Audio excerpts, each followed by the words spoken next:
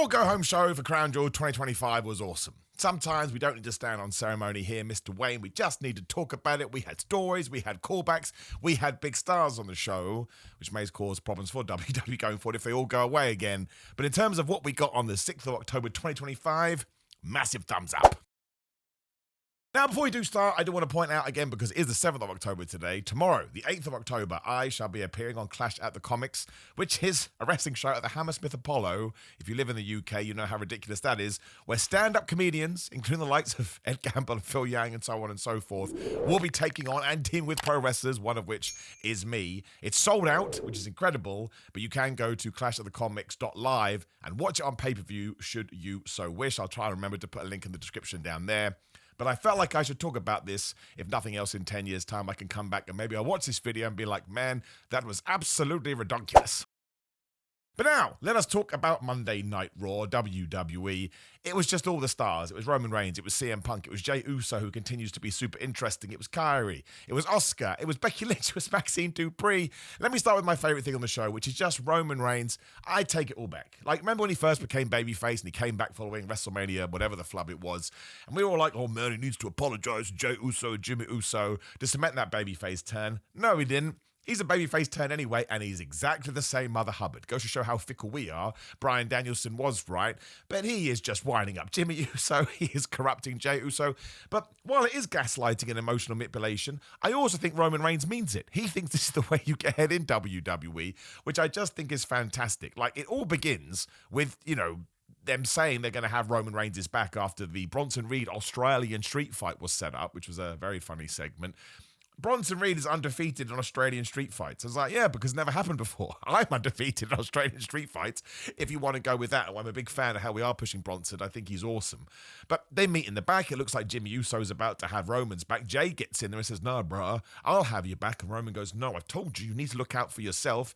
And that would be a show-long storyline that would play out, because we had the big chat between CM Punk, LA Knight, and Jey Uso. Jimmy Uso comes out because he's offended. Jey Uso takes advantage of that, so CM Punk takes advantage of that. Then Jimmy Uso is helping out Jey, and then they're back again. Jey Uso's like, man, you've just put us back in a tag team match. All I want is a world heavyweight opportunity. When Roman Reigns actually looks at Jimbo and says, he has more in common with me than he does with you, because I've been world champion. We may as well just get Jimmy Uso a t-shirt that says you've never held a singles belt, which is something we should change. Now, all things considered, if Jimmy Uso now goes heel, he has all the impetus and justification in the world, which would make sense why we're leaning so hard into Jey, because WWE loves to do that. You just overact like this person's going to be a bad guy when it's actually the number 2 that's going to do it. I kind of don't know how I feel about that, because I think it's better they're all lumped together, even though there is some tension between it, but it's just way more interesting. And you can still do the entrance for Jey Uso, but even if doing all this with his character kills out the entrance, I don't think that's a problem. I don't think that's an issue. It's something you can go back to at any point in the future. But wrestling is at its best, especially WWE, as they did prove in 2024, when you do have interesting characters that are shades of grey and actually have proper motivations. And you can totally understand why Jey Uso would feel like this. However, because Roman Reigns is getting inside his head, he's just pushing it a little bit too far in the wrong direction, whereas Jimmy Uso is just the poor sap who's trying to keep these people together, and he can't, because again, nobody can compete with the manipulation powers of Roman Reigns. But that's kind of how I could see it going now. Eventually Jimmy Uso just snaps and boots Jey Uso. I don't want to go back to the Usos feud. It's more interesting like this, but of course it has to have a payoff. So I'm just glad I'm not on the creative team, because maybe they want to make amends for everything that happened at WrestleMania 40. I think that match was overly kicked. Like, it's not amazing, but it's not terrible. It's just kind of there, which I understand. If you're grading stuff on a curve and you had high expectations, it is going to lower it for you. Been a couple of years, but again, I don't think I need to see Jimmy versus Jey, because this version, with Jey having a little bit of a chip on his shoulder as he tries to get the World Championship back, is just better. And the reason we are elevating it is because of the presence of Roman Reigns, who also has his own storylines, whereas Jimmy, who has been completely sucked into this and doesn't really know what to do, it almost feels like he wants to go after the Raw Tag Team titles. Maybe I'm kind of making that up. Somebody needs to. It was, from nowhere, it was kind of hinted we're going to do Finn Balor and JD McDonough versus AJ Styles and Dragon Lee. I was like, dude, they ain't even a real tag team. That cannot be what we're doing with the Raw Championships, although I love everybody involved. I'm not saying it's on their head. I'm just saying it hasn't really been built very well. But this has, and given that it was the go-home show for Crown Jewel, I mean, Jimmy and Jey, as far as we know, aren't even going to be on that thing. Maybe they will be there, and Roman Roman Reigns' corner. But it just made it so damn interesting. And it was just like, well, how does this play out? What do we do? Where does Roman Reigns stand? Is Roman Reigns telling the truth? Is he being a massive asshole? And yeah, we set up the street fight as well. We didn't predict that on the predictions video a couple of days ago. Please do check that out. It's difficult. I like to make bold predictions. So I think Bronson Reed has to win. Why do the match again with an Australian street fight stipulation if Roman just gets 2 Ws over Bronson Reed? Roman Reigns could lose until now, until the end of his career. He's always going to be Roman Reigns, right? He's hit that level. He's a GOAT. He's an all-timer. Whereas if we're trying to level up Bronson Reed, this would be the time to do it. And also, you can protect Roman Reigns in a street fight because it's a street fight. He can be hit with 42,769 weapons. So I hope we do it. I hope we do take a risk. Roman Reigns losing actually makes the whole Jimmy and Jay Uso thing even more interesting. Maybe that bothers Jay. Maybe it bothers Jimmy. We could have had your back, man. Although he didn't necessarily outright refuse Jimmy. It was more he just wants Jay to be more like him. He's becoming the tribal chief, right? And this is why it's so good. We all remember when the Usos left the bloodline, 3 years ago now? Is that right? 2023, 2 years? Whenever the flub it was.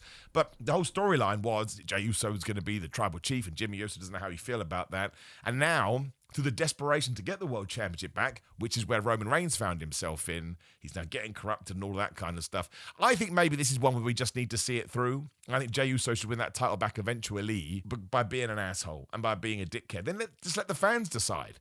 I'm on Jey Uso's side right now, and he's being a bad guy, so I'm all down for him to do whatever the flub he wants. I don't want to ignore the CM Punk and LA Knight stuff as well, because that has to be our next feud. I thought CM Punk saying, the reason I haven't been on TV for the last couple of weeks is because I promised Cody Rhodes not to get involved in the Seth Rollins stuff, did not make sense, given he's back on the show now, and that match is literally still happening. I don't mind anybody taking time off. I want to make that clear. Roman Reigns has earned those privileges. CM Punk most definitely has. Everybody has. The best thing about new wrestling is you can go chill out for a bit, and people need that.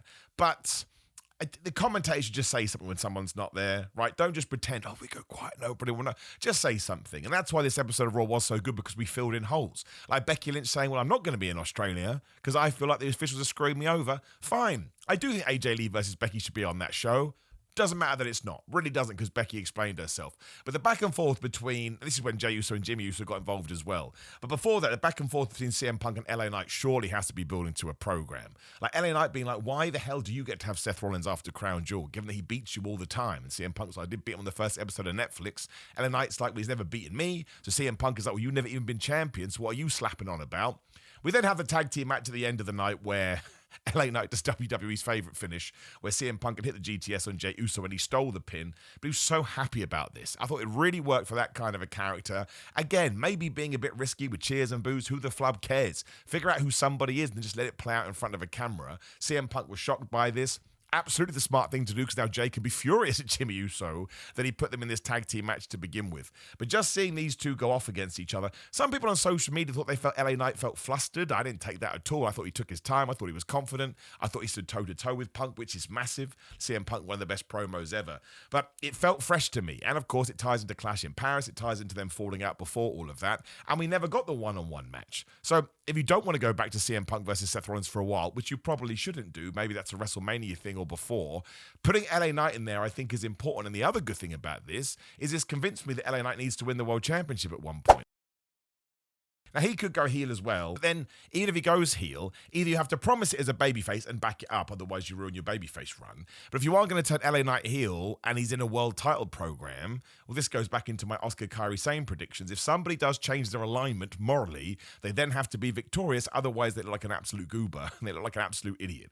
It's like you turn to the dark side and you still couldn't achieve your goals. Darth Vader would not allow you to be in his crew. But just seeing these two guys interact, it still feels fresh. It feels new. It feels a little bit like, the past versus the present, which isn't true at all, because they were kind of running in same circles, just in different companies. But it just stood out like a sore thumb. Not like a sore thumb, like a lovely thumb, like a wonderful thumb, like a thumb you want to suck. I shouldn't have said that. Now I hate myself. Don't suck thumbs, man. It's not even good if you're a kid. I used to suck my thumb, and you know what? We don't need to talk about this. But CM Punk being back on the show, especially in the same night as Roman Reigns, just excellent and just awesome.